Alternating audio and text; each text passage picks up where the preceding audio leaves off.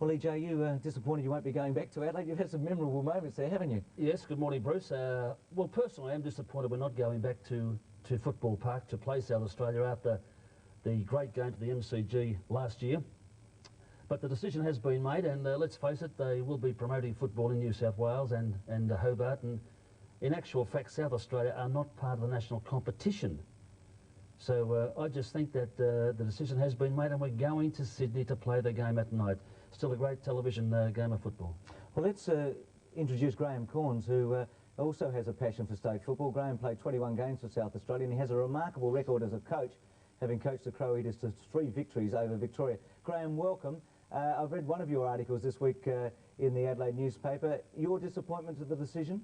Oh, Bruce, obviously we're disappointed, but, you know, it's not the end of the world. I just think it emphasises in our mind the small-mindedness and petulance of some Victorian administrators.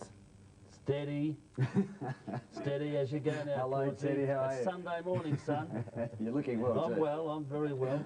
Well, I honestly believe, why won't you join the competition? Well, the competition is a farce, Ted. I mean, it really has.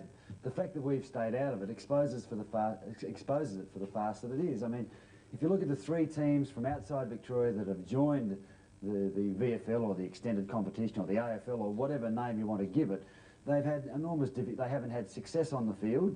They've had nothing but continuing financial and structural difficulties, and they've almost universally been socially rejected by the states in which they're participating. So why should we join in that situation? And you look at the drama with your club, Footscray, you couldn't take it away from the people. Really, the people have indicated in that what they really want. Yeah, they certainly have, and it should be a great game out there at the Western Oval this afternoon. But the point about us going national is and the Australian Football League is one thing that we must look at for the future. And I believe for South Australia to be part of it, it won't be national competition until that happens, Bruce. Well, that's a good point, but Graham, do you think now that the AFL has, I guess, closed the gate on South Australia as far as state of origin, the resolve will be even stronger in Adelaide not to join? Well, the resolve's always strong, but there's always this undermining effect when something like this happens. There's a few people over here with self-vested interests that say we should join the AFL, but it just gets back to the old scenario. You've got 11 teams in Melbourne which are community-based and have got strong popular support.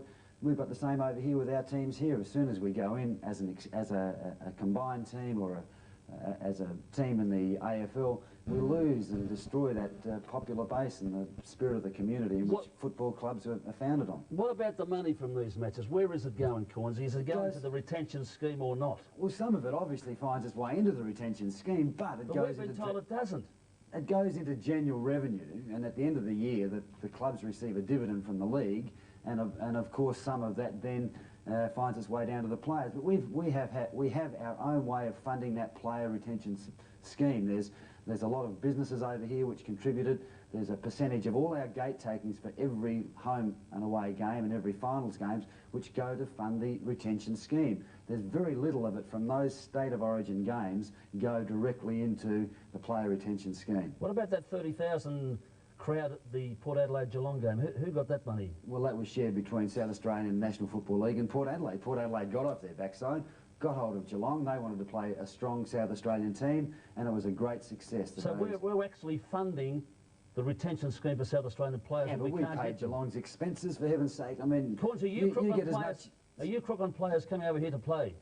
Look, any player who's good enough should seek to play at the highest possible level. There's no doubt about that.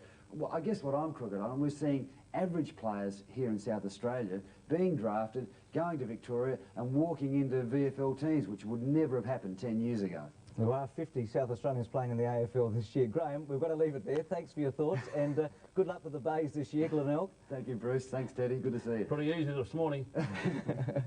So, Ted, just finally, Ted, and briefly, a sense of loss from a player's point of view. Do you think the Victorian players are disappointed? Yes, I do. Yeah. But I mean, the decision's been made, and providing they're wearing the Victorian jumper, New South Wales, wherever the case may, Bruce, may be, they'll be happy to represent the state. And just in one word, are you going to the Rugby League State of Origin game in Melbourne? I may have a look at it, yes, I certainly will. I've had a look at one in Brisbane. I enjoyed it very much. Don't know the rules, but I enjoyed the few drinks. And a few in Darwin too, so Ted, you always enjoy that. Thank you very much, Teddy Whitten and Graham Corns. Back with more Sports World after this.